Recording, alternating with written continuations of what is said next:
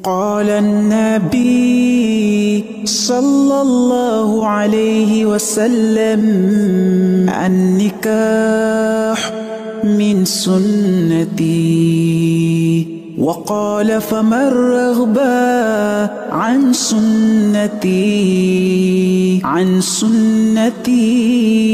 فليس مني. Bolehkah dendam di dalam Islam karena zalimi teramat sangat? Ya, dendam dalam Islam sebenarnya setahu saya tidak ada. Enggak ada dendam, gitu kan?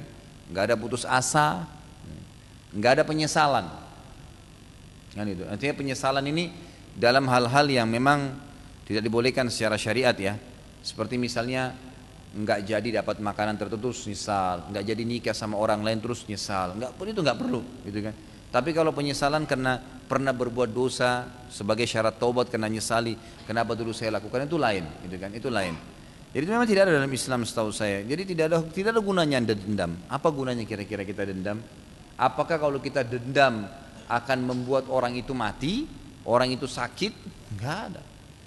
Itu kan tidak ada hubungannya. Malah dia sudah mengambil hak kita lagi tambah sakit kena dendam. Enggak perlu. Lupain aja sudah, sambil berdoa kepada Allah, serahkan kepada Allah SWT masalahnya sambil kita ikhtiar. Karena kehidupan terus berjalan, lembaran-lembaran hidup terus terbuka sampai ajal kita datang. Ya ini bukan saya ajak Anda supaya Anda vakum, tidak. Ya Anda boleh putus hubungan sama orang tersebut, tapi yakinlah saudaraku, Allah itu maha tahu. Enggak ada cobaan yang datang itu tidak ada nilainya. Masih ingatkan pertemuan yang lalu saya katakan seorang wanita datang kepada Nabi SAW berkata, ya Rasulullah, saya kena penyakit ayan. Setiap kali kambuh tiba-tiba saya jatuh di jalanan, tergeletak, aurat saya kelihatan. Doain ya Rasulullah agar saya sembuh. Apa jawaban Nabi SAW? Langsung angkat tangan mendoakan? Tidak. Ditawarin dulu opsi. Kata Nabi SAW kepada wanita tersebut, ini hadis Bukhari Muslim, kalau kau sabar, artinya kamu terima sambil ikhtiar. Kamu sabar sampai Allah berikan kesembuhan, gitu kan? Kalau kamu sabar, terima ini, pasti kau masuk surga dengan sabarmu itu. Tapi kalau kau mau, saya doakan kepada Allah sehingga kau sembuh, tapi tidak ada jaminan surga. Apa jawaban perempuan tersebut? Saya minta surga ya Rasulullah. Tidak apa-apa deh saya begini. Saya terima aja kalau begitu. Sambil saya ikhtiar gitu. Bukan disuruh diam ya. Suruh sabar. Sabar artinya terima dari Allah lalu ikhtiar gitu kan. Tapi mintalah kepada Allah ya Rasulullah agar kalau saya kambuh ya aurat saya tidak kelihatan. Maka Nabi SAW doakan masalah itu. Gitu kan.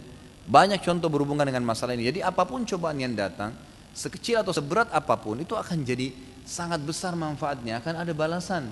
Mungkin dari derajat di surga Anda tidak bisa jangkau dengan umur Anda yang sekarang, dengan sholat yang Anda kerjakan selama ini yang tidak khusyuk, yang puasa kadang-kadang bisa saja maksimal, bisa enggak, mungkin masih ada dosa-dosanya, mungkin zakat yang kita bengkalaikan, mungkin bakti orang tua yang kurang, mungkin hak-hak orang lain yang masih tersangkut dengan kita. Maka Allah SWT tinggikan dengan cobaan tersebut, gitu kan? Allah SWT jangkaukan Anda derajat surga dengan cobaan tadi. Jadi saran saya nggak usah dendam, hanya akan menyakitin hati sendiri dan tidak memecahkan permasalahan. Doakan agar Anda punya hak untuk mendoakan dia supaya dimusnahkan, supaya dihukum boleh. Tapi Anda juga punya hak untuk mendoakan agar Allah berikan hidayah, mudahkan agar dia bisa membayar utangnya misalnya, kemudian Allah berikan petunjuk. Jadi selama dia jadi baik sampai dia meninggal kita panen pahalanya. Jadi lebih baik mendoakan kebaikan.